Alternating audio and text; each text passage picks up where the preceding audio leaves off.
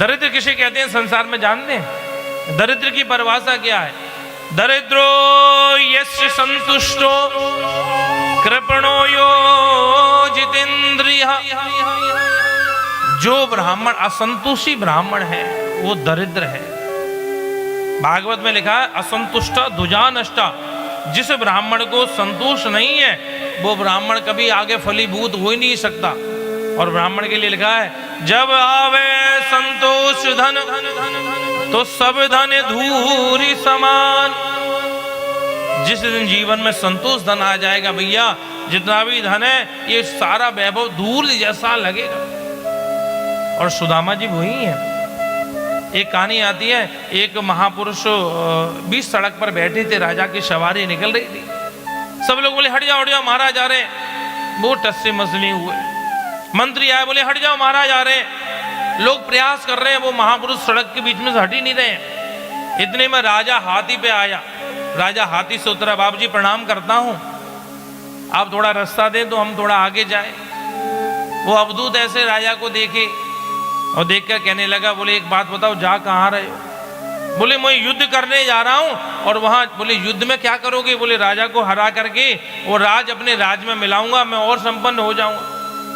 अच्छा एक बात बताओ तुमने कितने राज्य जीते हैं? बोले 18 जीते, 19वां नंबर है। इसके बाद बोले फिर 20वां, फिर 21वां। महाराज ने कहा बोले एक काम करो अपना हाथ आगे बढ़ाओ। जैसे ही आगे हाथ बढ़ाया महाराज ने, वो फकीर ने अपनी झोली में से एक फूटी कौड़ी निकाल के उसके हाथ पर रख दी। ये क्या है? ये क्या है? तो कहने लगे बोले मेरे गुरुजी ने मुझे एक ये फूटी कौड़ी दी और देकर के मुझसे कहा संसार में जो सबसे दरिद्र व्यक्ति तुम्हें मिले उसके हाथ में दे देना। और महाराज मुझे संसार का सबसे बड़ा दरिद्र आप जैसा कोई दूसरा दिखता ही नहीं, जिसकी तृष्णाएं पूरी नहीं हो रही है? चाह नसी चिंता नसी मनवा बेपरवाह, जाको कछु न चाहिए बस वो ही शाम सा। चाह नसी चिंता नसी मनवा बेपरवाह।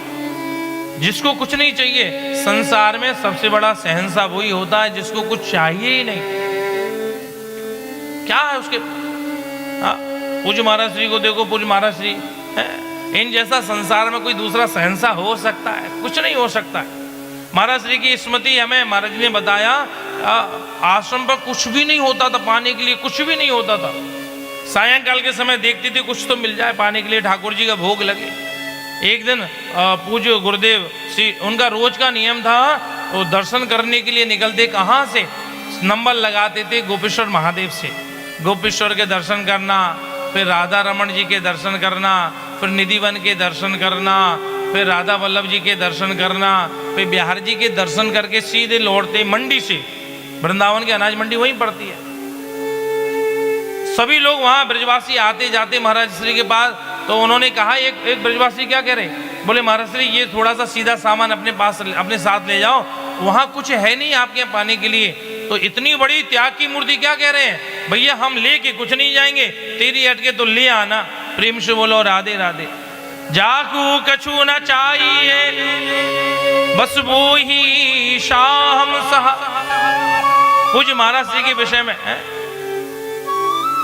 झोली लेकर के जाते थे, आटा मांग कर लेके आते थे और अपने हाथ से प्रसाद बनाकर संतों को बिठाकर प्रसाद पवाते थे। और एक विशेष नियम महाराज श्री का क्या था कि सुबह का जो उनका भाग था उस भाग को रख देते थे, क्योंकि शाम तक कोई महात्मा कोई अतिथि आ ना जाए। अगर कोई आ गया तो पवा दिया और नहीं आया तो शाम को जो मांग के लाते ताजा तो सब संतों को पवाते, सुबह का बचा हुआ पाते थे, अपना भाग रखा रहते थे। ये महाराज पूरा पूरा उनका अनुभव। ऐसा संसार में कौन महाराज हो सकता है?